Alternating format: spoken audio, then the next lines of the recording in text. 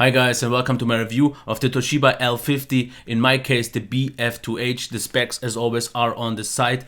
It is a 15.6 inch media all-around desktop laptop, I would say, because it is more for multimedia desktop. It is definitely meant more as a desktop replacement than something portable, at least in my opinion, but that is the case for every 15.6 inch. As you can see, it is quite thin still, and if we take a closer look on the lid here, it is very glossy, and also the lid, as on most other Toshibas, is a little bit flimsy. The same can be said if we open it right now. If you can see just real quick, it does wobble a little bit, but that is pretty much the only smaller weakness of this chassis, because if we check the rest, here we have the port for the charging, Ethernet gigabit, USB 2.0, the optical drive. On the front we have the full-size SD card slot, and on the right hand side we have the combined headphone microphone jack, two USB 3.0, one with power share, full-size HDMI, VGA ports for the vents.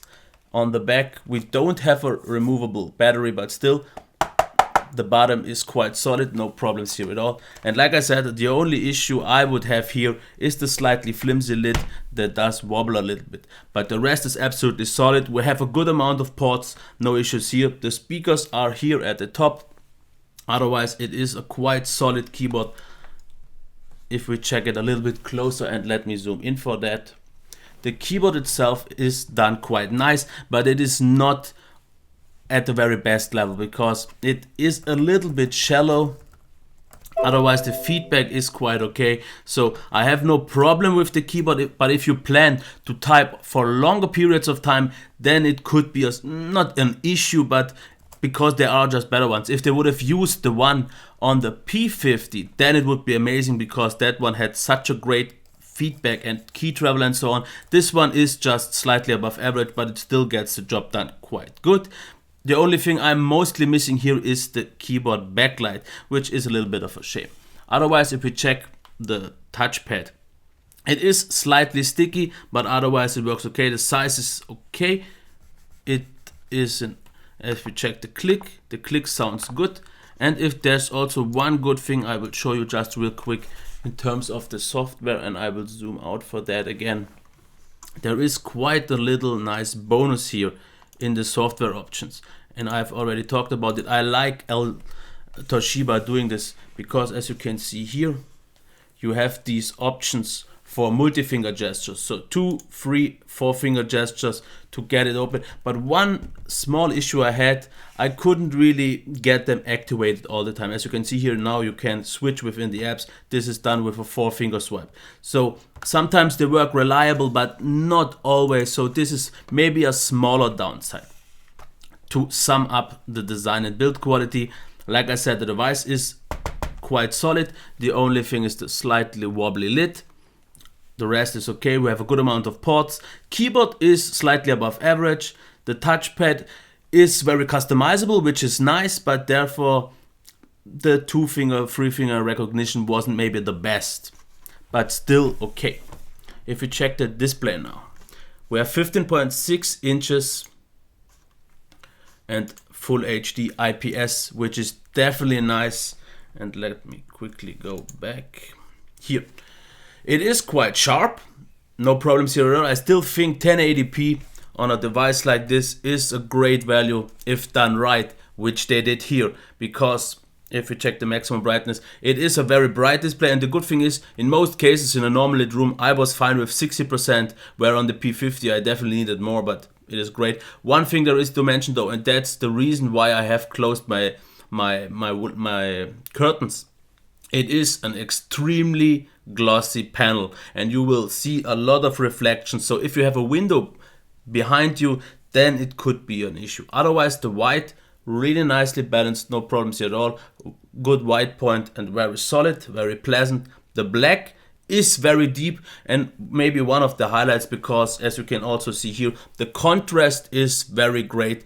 Colors very accurate, very vibrant, very vivid, but not punchy, or so quite realistic still. But what I think is the highlight here of this display is if you watch a lot of videos, because of the great contrast ratio, the great black with pretty much no light bleed. I have only a little bit of light bleed here, It is a joy to use within the browser, no problems here at all, very sharp everything. But for videos and movies especially, it does an extraordinary well job just because of the great calibration and the great, I would say, contrast ratio and so on. Let's check the sound now. I will start it off. Like I said, we have front facing speakers here, as you can see them. It looks a bit small, but actually the performance is quite great. And let me quickly go into the software and show you one thing. We have smart audio available, which is nice. You have a lot of options here to set up the headphones, the speakers and so on. But the best thing here is DTS, because it gives you advanced options for bass, mids and also highs. You even have an equalizer and options like surround, volume max and even a slightly bass boost. And these options definitely should be used, what I did, because out of the box with these turned off, the sound wasn't really that great. But how does it behave with it turned on? Let's check it.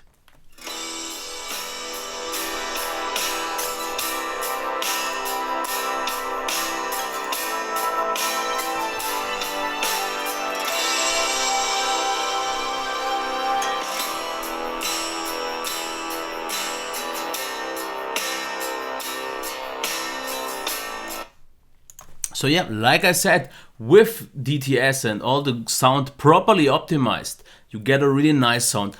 Loudness or maximum volume was totally fine. We have a little bit of bass. Mids were really nice because for male voices and also women's voices was nice. And even the highs were maybe slightly toned down, but not like muffled or so, but just not to be harsh, which is quite nice. So the overall sound balance is great. I'm completely fine with the sound. There are maybe better solutions, but so far this is still one of the better ones. As for the performance, we have an Intel i5 5200U, so 5th generation Broadwell CPU, and I have to say it makes a great job, and I won't really show off anything because there is no need for it. Of course, modern UI apps run perfectly fine, browsing was a joy, everything was smooth, everything was very responsive, everything was very snappy, I had no slowdowns. We have 8 gigabytes, maybe there is a 16 gigabyte version, but I don't think so. But I think for a multimedia all-rounder, 8 gigabytes is still enough. Video editing was a joy because of the very fast, and let's quickly check that, the very fast SSD. And I have to say these values are great. 500 read and 450 writes. So we have a really fast SSD built in, which is nice because usually I only reviewed Toshiba devices with a spinning hard drive and I wasn't really surprised or impressed with the performance because of the slow hard drive. But here in this one, it is definitely noticeable that you have an SSD built in because video rendering and access times and everything was a joy. Performance for video rendering itself at the end was also great, and if you have something compatible with QuickSync, it will be even better.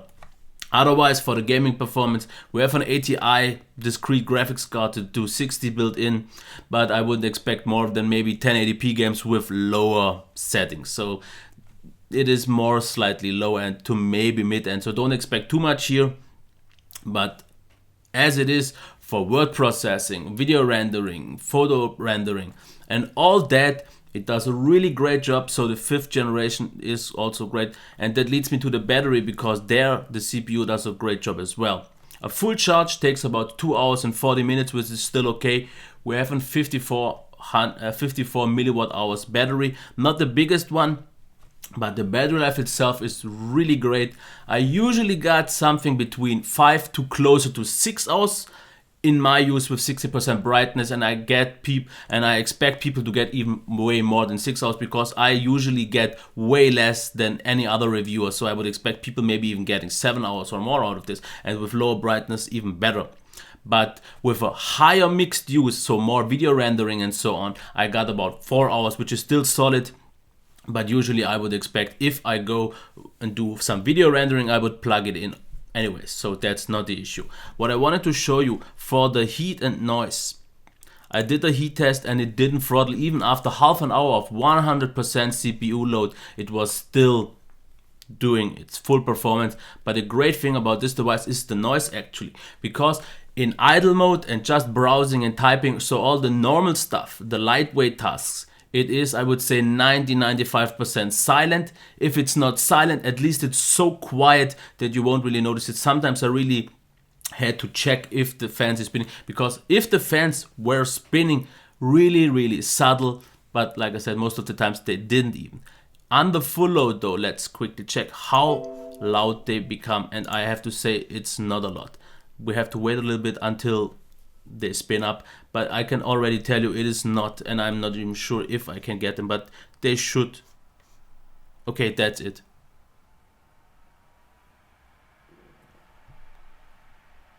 I guess you can hear that. That is the first step you usually hear. This is what you most of the times hear if they get a little bit louder. After 5 minutes of 100% CPU load, there is a second step which is a little bit louder, but still, for the power you get here, more than acceptable. It wasn't unpleasant or so, it was very evenly distributed, and definitely I'm okay with this sound. With this noise level, absolutely no problems here. So the noise levels are great as well. Maybe it can be done even quieter, but I in normal use never had it. And if I did some CPU intensive stuff, I had my headphones on anyways and didn't even bother anyways. As for the software, if we take a closer look once again, there is not that much to tell. It is Windows 8.1 and after all, because we have a lot of stuff installed, pre-installed, which isn't maybe the best. We have like apps, as you can see here also. There is a lot of games pre-installed.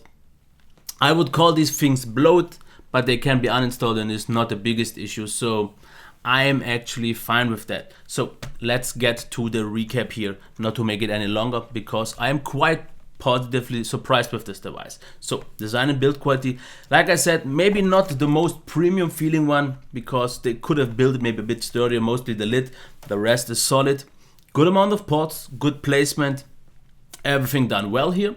The keyboard itself maybe wasn't the best, but does more than a solid job, works for all the things, as long as you don't plan to type on it pretty much all the time, because then there are better solutions out there. But if you type sometimes for a few hours and so, it's totally fine. The touchpad, the trackpad itself, I'm personally just not a big touchpad fan. Whenever I can, I use my mouse, and in this case I would.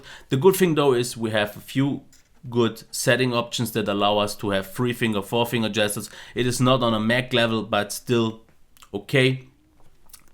2-finger, 3-finger, and 4-finger recognition didn't always work properly, because I maybe it's also a thing of my fingers, but it's okay. As for the display, I would say this is the highlight of this device, because the display was very sharp, but the great thing was the calibration and the quality of itself. Great black levels, very bright, very vivid, very nice contrast ratio, especially great for watching videos and so on. So it does a really great job, and it is one of the best 1080p displays in this range. I didn't test many 15.6 inches, but you don't need free 4K display, because this has no scaling issues and all, and does a great job. Sound maybe not as great as the display, but still very good, because loud enough, good tonal balance, overall nice job. It was actually nice because I used the P50, which also had actually bigger speakers at the top, but those actually didn't sound as nicely stereo as this one here. So a nice stereo immersive effect, all great here.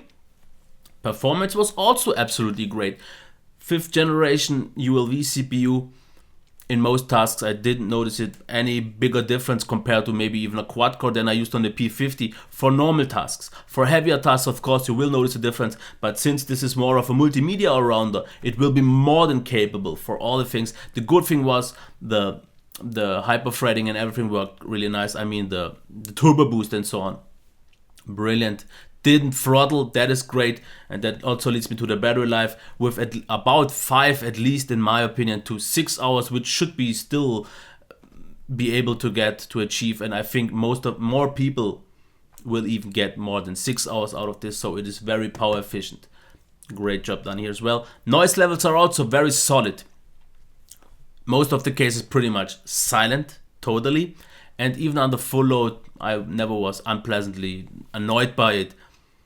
So yeah, it is noticeable, but of course you have to have some noise under full load. But in my usual tasks, I was totally fine with that. Software, Windows 8.1, and once Windows 10 will be released, even better. But so far it did a great job, was completely stable, completely fine.